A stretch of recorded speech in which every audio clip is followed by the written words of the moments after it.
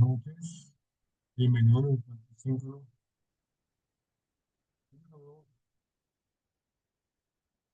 Ciencia de los materiales para...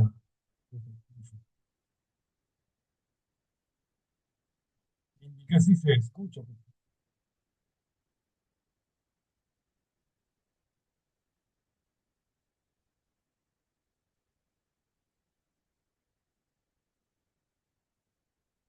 Perfecto. Voy a compartir pantalla. Muestro.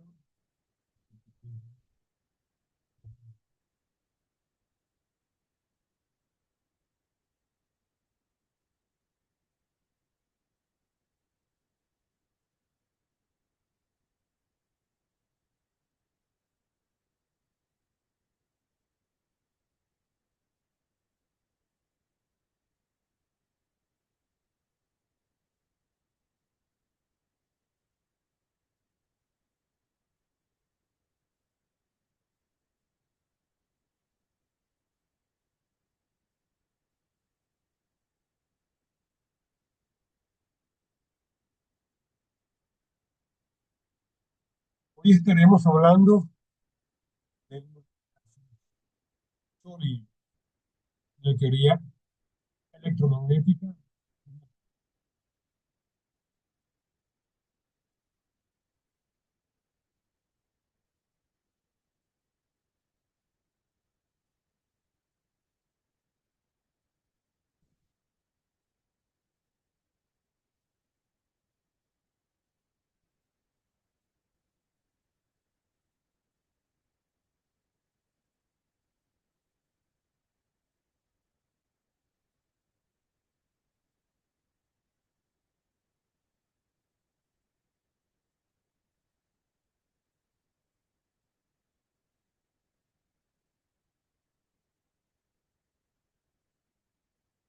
Miramos entonces a qué se nos refiere sólido.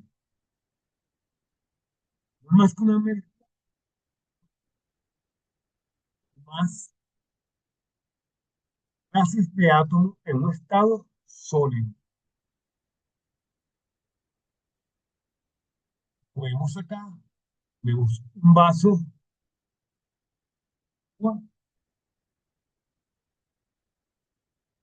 donde tenemos un soluto y un solvente. Soluto no es más que aquella sustancia que se encuentra en cantidad y el cual se va a disolver la mezcla. Es solamente la sustancia que pertenece a la mayor cantidad, entonces vamos a colocar el soluto. Toda ella va a ser una mezcla.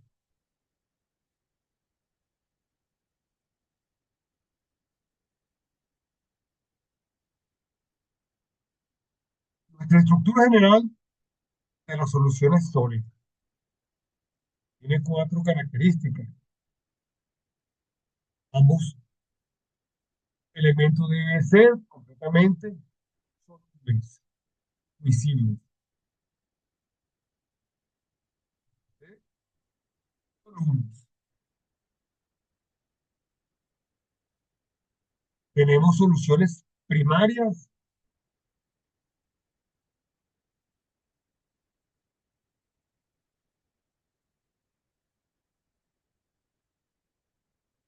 tenemos secundarias, existen sólidas para concentración más elevada. Se han añadido ciertos elementos intervalos de combustibilidad, pero esto no abarca hasta el componente. Y tenemos compuestos intermediarios. Una determinada función, algo pequeño, dichas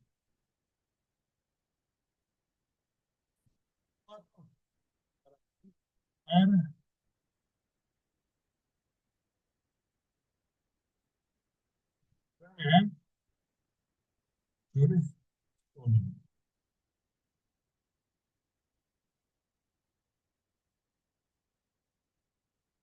De manera teórica. Veamos entonces cómo sería soluciones sólidas a gráfica.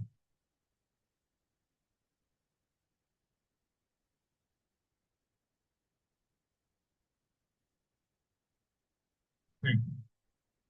Era pregunta de Zoom. A ver, se escucha recortado. Dame un momento.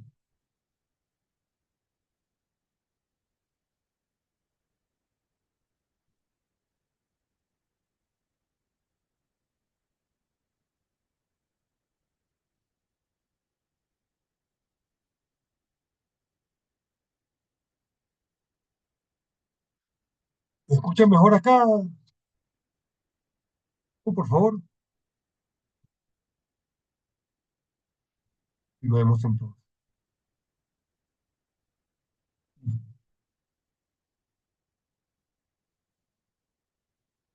Y entonces, decía que, bueno, veamos cómo se ve esto que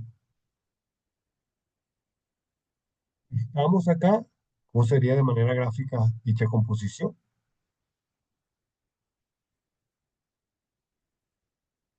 Fíjense, tenemos nuestras soluciones sólidas en dos clasificaciones. Las sustitucionales, que la tenemos de forma desordenada, como vemos acá, en nuestra gráfica tenemos unos puntitos negros y unos puntitos que están vacíos, es decir, los negros son cavidades sólidas y los otros son cavidades huecas. Generalmente son soluciones entre metales afines. En cuanto a estructura cristalina, estamos hablando. Ambos elementos poseen tamaños de átomos afines químicamente, que a su vez pueden estar desordenados u ordenados. Acá vemos que tenemos de forma desordenada nuestro arreglo. Uno acá, otro acá. Entonces, como su nombre lo indica, desordenado. Y tenemos un arreglo bastante homogéneo, que lo llamamos ordenado. Vemos su disposición acá. Visualmente se nota, se observa que tiene distancia equidistante entre uno y otro. Tenemos acá, tomando esta sección cúbica, observamos, tenemos cuatro secciones sólidas por una sección vacía, ¿cierto?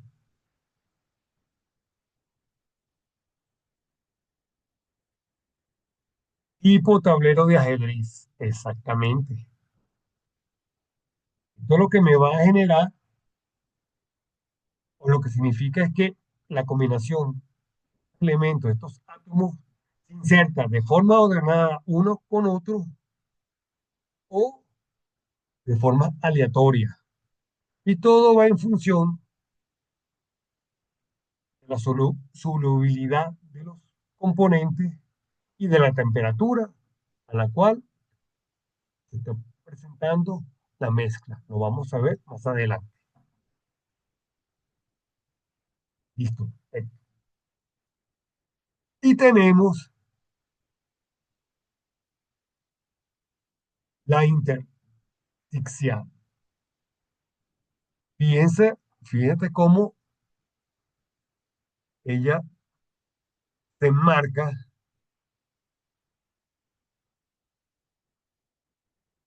en los espacios donde hace hábitat. Esa es la palabra correcta. aunque no es de una manera tan desordenada como se ve la otra, pero fíjense, si hacemos nuestra estructura cúbica aquí, habíamos visto en el anterior, en el encuentro anterior, cómo llena las cavidades. Entonces tenemos dos grandes tipos de soluciones sólidas, la sustitucional y la intersticial. La sustitucional tiene dos características. La intersticial tiene una sola característica. Perfecto. No, claro, entonces se está entendiendo a dónde queremos llegar. Bien, esto de manera microscópica. Así sería el arreglo en las cavidades sólidas, cristalinas de nuestras soluciones sólidas. Pero recuerda que habíamos hablado que todo va en función de la composición de la mezcla y de la temperatura a la que está trabajando.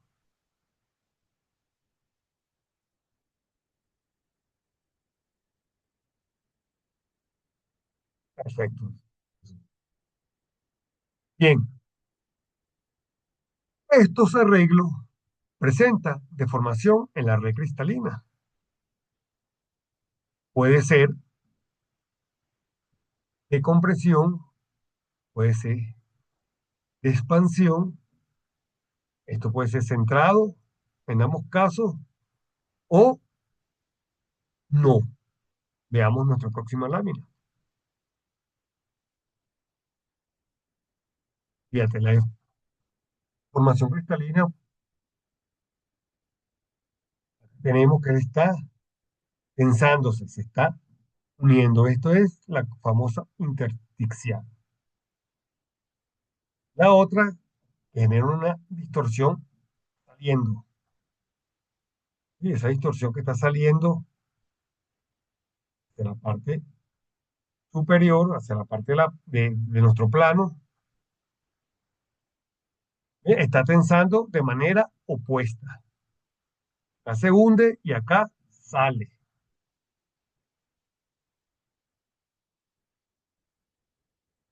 Y acá tenemos una deformación muy particular. Esta deformación me está generando una dureza en función de las dislocaciones de energía. Esas dislocaciones de energía, esas dislocaciones de energía va producto de la temperatura con que él se esté acoplando, se esté desarrollando dicha mezcla, ¿correcto? ¿Se entiende? Perfecto. En la lámina que vamos a mostrar a continuación, vamos a ver entonces la curva temperatura versus solubilidad. Ahora que habíamos hablado de la temperatura, entonces tenemos debajo de la línea de saturación, tenemos el área no saturada y por encima el área sobresaturada. Bien,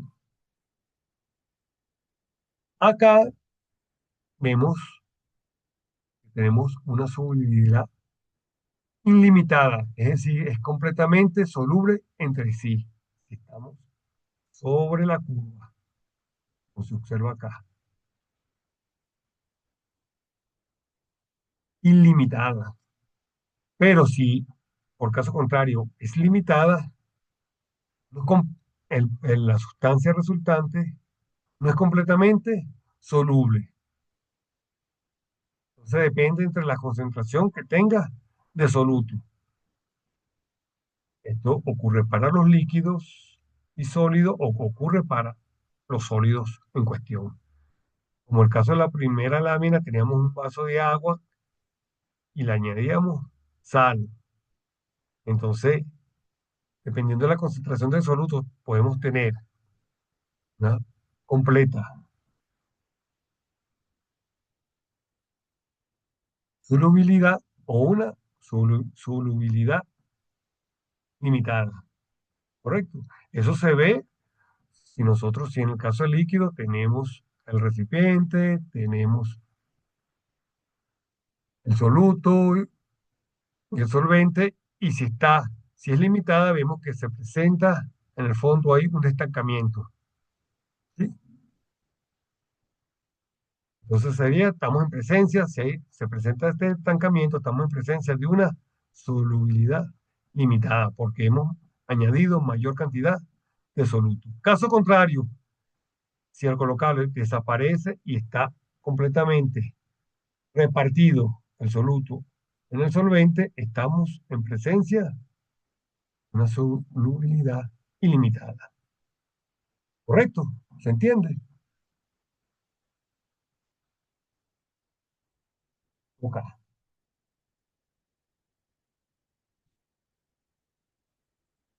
Veamos entonces nuestros diagramas de fase general para pasar al específico.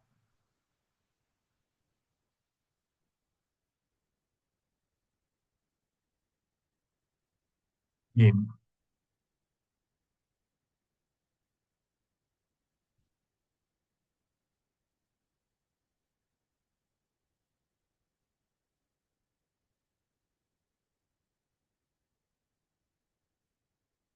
veamos.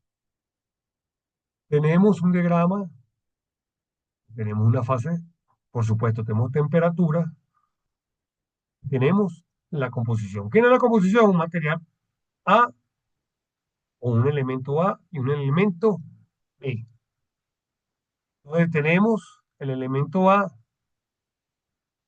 puro en esta condición y B en esta área. Tenemos esto en estado sólido y tenemos acá nuestro estado líquido. Y en esta parte, donde tenemos esta área, tenemos una condición sólido más líquido. Acá tenemos una condición líquido más sólido del elemento o el componente B. Y aquí el sólido corresponde al componente A. Tenemos nuestra línea de solubilidad y tenemos componente A más B en estado sólido. Se observa, se visualiza bien el diagrama, ¿cierto? ¿En qué varía? ¿En qué nos varían las concentraciones de un elemento y otro que se combine con el líquido o en estado sólido de la temperatura, ¿correcto? Es decir, que si la temperatura es mayor, hay una fusión.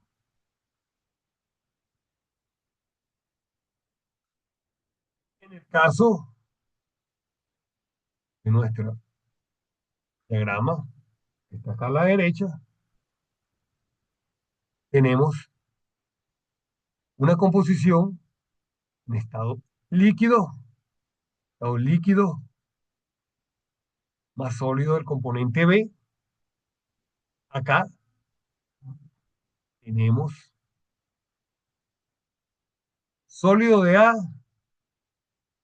más la mezcla de AB. Una parte de A más la parte mezclada que se logra mezclar A y B, los componentes. Acá estamos, sería su punto de solubilidad, ¿cierto? Donde teníamos la homogeneidad, sería homogéneo. Tenemos A más B.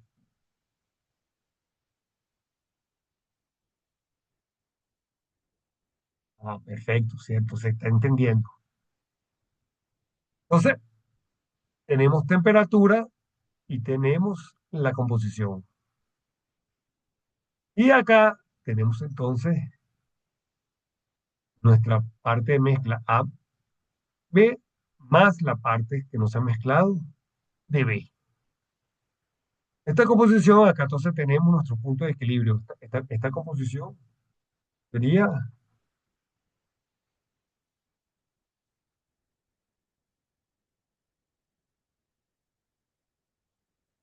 la parte, si vemos acá, aquí sería su parte porcentual. ¿Qué tanto por ciento se mezcla A y B? ¿Qué tanto por ciento tenemos aquí de A? ¿Y qué tanto por ciento tenemos la mezcla A, B? Aquí tenemos la mayor probabilidad posible en términos porcentuales. ¿Correcto?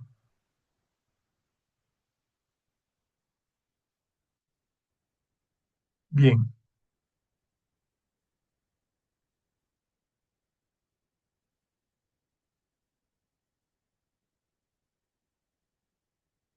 esto lo conocemos como diagramas de fase de manera general, amplia. Dependiendo del tipo de componente, vamos a tener diagramas de fase más específicos, como es en nuestro siguiente caso.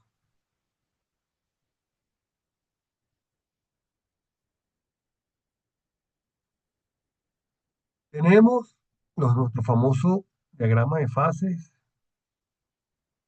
isomorfo. Tenemos diagrama A, que no es más que cobre y níquel. Entonces tenemos la parte líquida, la parte sólida. A cierta temperatura y tenemos acá dentro de esta condición de mi diagrama, tenemos la que estoy marcando acá en rojo, tenemos la fase sólida. ¿Sí? Entonces vemos que para una temperatura, por ejemplo, de 1240 grados centígrados, la mezcla sería completamente sólida. Pero si la temperatura la incrementamos a 1280, estamos en la fase líquida. ¿A cuánto por ciento? Tenemos acá a un 40%, un 40% de concentración del níquel. ¿Se entendió? Fíjate, acá tenemos dos componentes. Tenemos cobre y níquel. Estamos mezclando dos componentes. En nuestra diagrama de fase, la figura B, tenemos óxido de níquel, que, este que tenemos aquí, NiO, óxido de níquel, y tenemos óxido de manganesio o de magnesio. En esta tenemos entonces la combinación de dos sustancias en un material, en un extremo, y dos sustancias en otro extremo. ¿Correcto? ¿Y qué podemos notar acá? Bueno, tenemos nuestra fase líquida y nuestra fase sólida, pero la combinación de ellos nos está dando solamente en función de ese oxígeno que está presente en ambas materiales, él se está formando solamente en una fase sólida. Vamos a ver acá. Bien. Bueno, aquí tenemos. Y venimos a esta temperatura que sería 2400 grados centígrados o Celsius. Va a ser un poco más recta. la intersección, mira, todo esto nos baja, tanto aquí como acá tenemos nuestro traje para el óxido de magnesio y para el óxido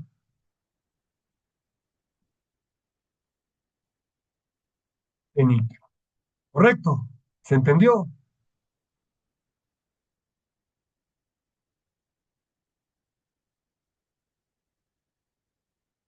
Perfecto, fino, sí se visualiza. Esa es la idea. Entonces, ajá, esta es la manera como nosotros debemos de analizar nuestros diagramas de fase. Lo que habíamos visto en la lámina anterior, que era algo general, ahora ya lo tenemos más específico. Tenemos para un material simple, dos materiales simples, ahora dos materiales compuestos. En el caso, diagrama de fase, C, tenemos óxido de calcio combinado con dióxido de silicio. Esto que tenemos acá. Óxido de calcio con dióxido de silicio. Y de este lado de nuestro componente tenemos dióxido de silicio con óxido de estroncio. ¿Qué observamos acá? Observamos un mínimo, la composición, mínimo, un pico mínimo y nuestro pico máximo. Para nuestra concentración en el estado sólido. ¿A qué temperatura? El mínimo lo vemos que existe esta temperatura.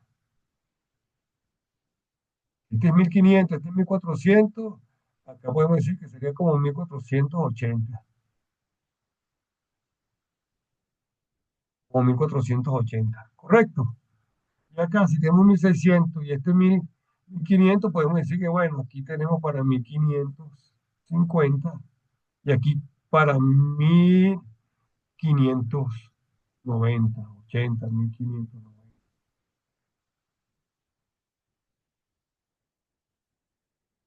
Correcto. Entonces nos está diciendo dónde tenemos el pico máximo y mínimo.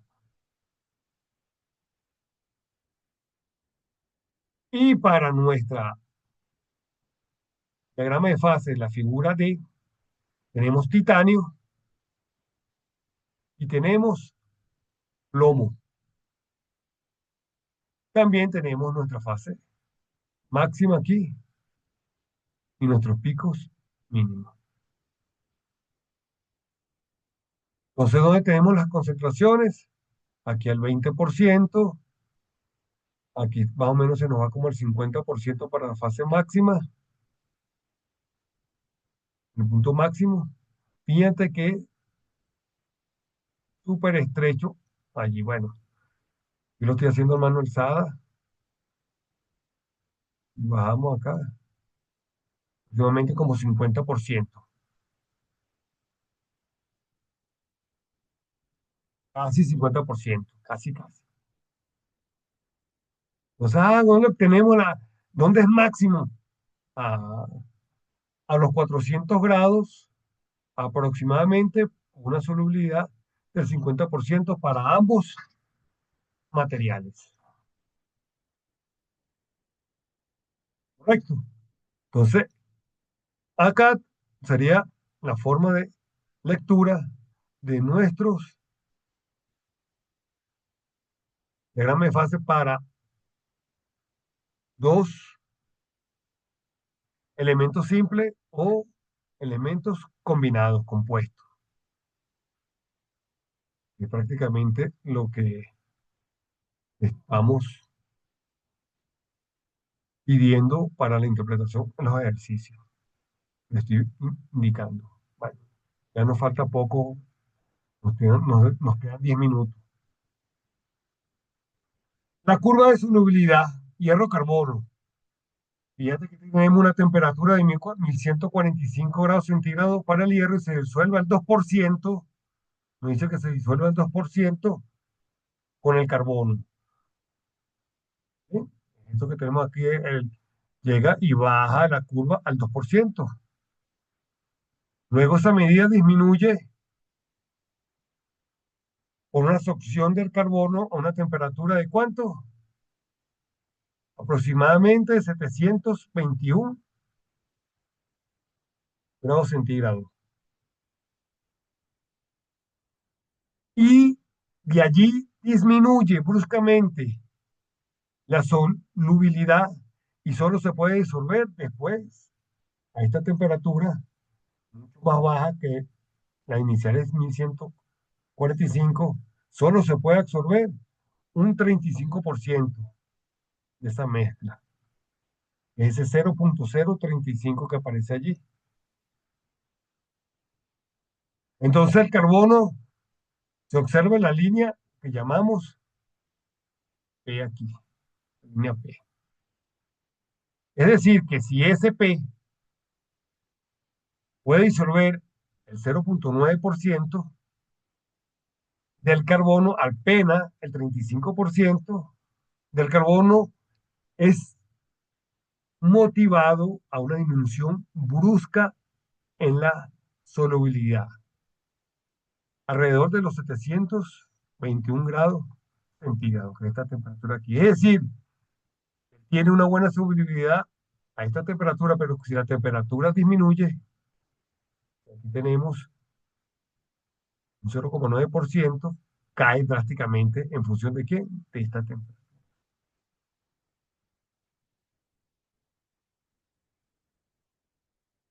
Por lo tanto, la estructura cristalina al solvente al hierro es FCC. La estructura cristalina es FCC, centrada en las caras. Está por debajo de la temperatura, ¿quién? De las FCC.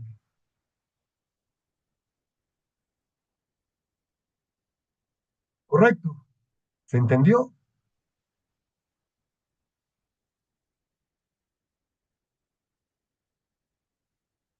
Perfecto, eso. Entonces, esto sería el análisis en función cómo cae, cómo cambia la solubilidad en función de la temperatura. Es decir, que la temperatura nos marca la, la pauta para que sea más soluble o no. En este caso estamos mezclando hierro con carbono y lo que estamos formando es acero. Recuerda que el hierro más carbono, el carbono nos están dando es el famoso acero. Esto se aplica para cualquier material, porque en función de la temperatura uno va combinando como vimos en las láminas anteriores. En función de la temperatura tenemos sólido, sólido, sólido, líquido, ¿bien? O cómo es la capacidad de absorción del soluto y solvente.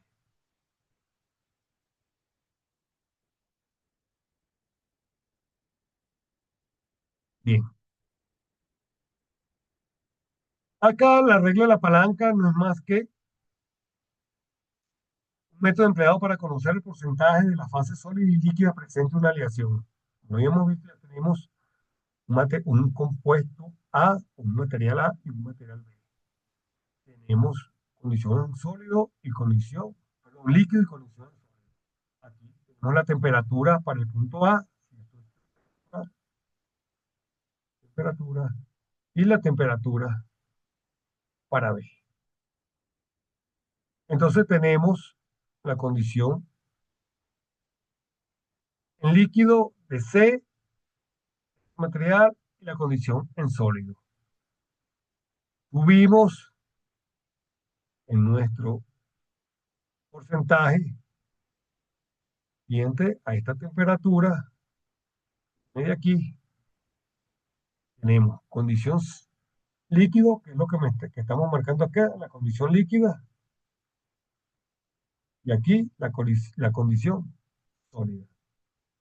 Ah, y aquí simplemente, aquí es puro 100% sólido, y aquí tenemos en el límite de la solubilidad para el líquido. Y aquí tenemos su punto líquido, de elementos donde tenemos ¿quién? La fase, la fase líquido más sólido. Entonces, ¿cómo se aplica esta regla? Ah, simplemente el protocolo que debemos seguir no es más que lo que expliqué anteriormente. Subimos con la línea vertical en X, la isoterma, estamos hablando de temperatura, y luego la horizontal, línea que tenemos acá. ¿Qué vamos nosotros a hallar? Nuestro porcentaje. Nuestro porcentaje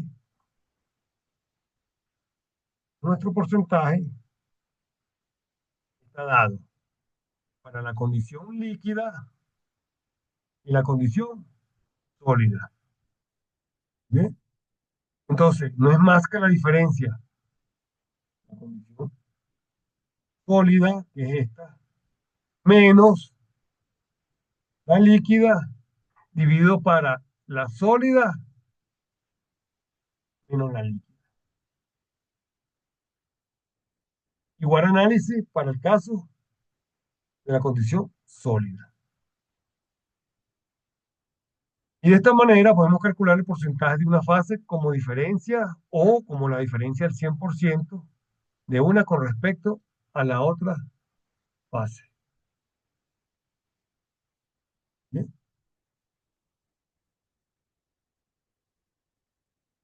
La teoría electrónica de los materiales y su aplicación depende del comportamiento electrónico, y cuando hablamos de electrónico es en función de sus electrones, los electrones que constituye a ese material.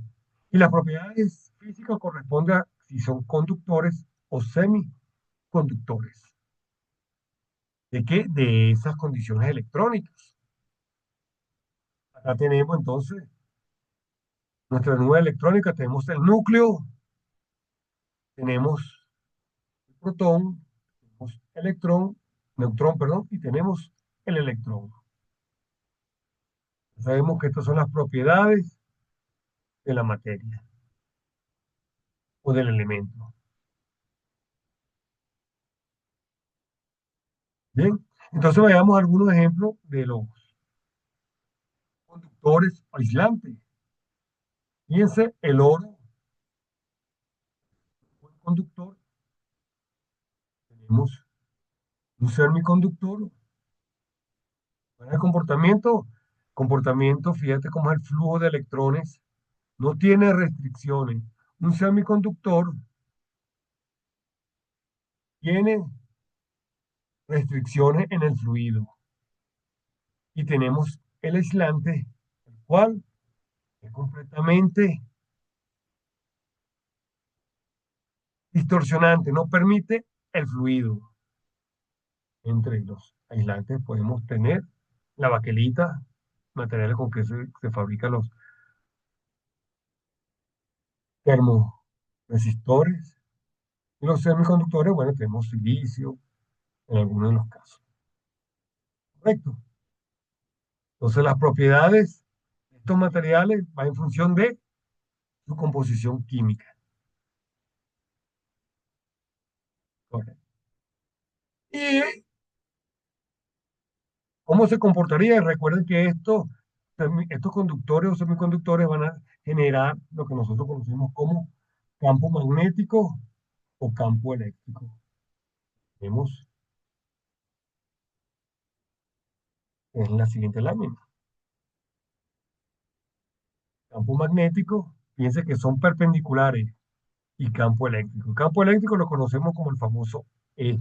Y el campo magnético, sí, en nuestro campo eléctrico, funciona cómo es el comportamiento y el campo magnético. En el caso de un imán, donde tenemos nuestro flujo del polo norte hacia el polo sur y cómo está girando el electrón.